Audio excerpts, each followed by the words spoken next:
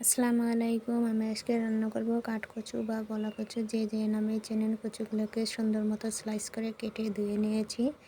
এখন একটা কড়াইতে পরিমাণ মতো তেল দেব।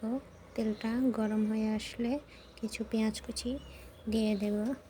পেঁয়াজটা বাদামি কালার হয়ে আসলে শুটকিগুলো দিয়ে নেড়ে চেড়ে ভালো মতো ভেজে নেব।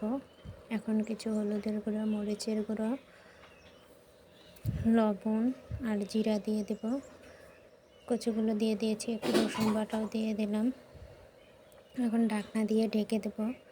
খানিকটা সিদ্ধ হয়ে গেলে ঢাকনা খুলে আবার নেড়ে চেড়ে নেব। এখন কিছুটা পানি দিব সিদ্ধ হওয়ার জন্য। সুন্দর বুদবুদ চলে এসেছে, এখন নামিয়ে নেব। হয়ে গেছে, নামিয়ে নিয়েছি। কচুর যে মুখের অংশটা সেটা আমি সিদ্ধ করে ভর্তা বানিয়ে নেব। ভর্তা হয়ে গেছে, খুব সুন্দর কালার এসেছে।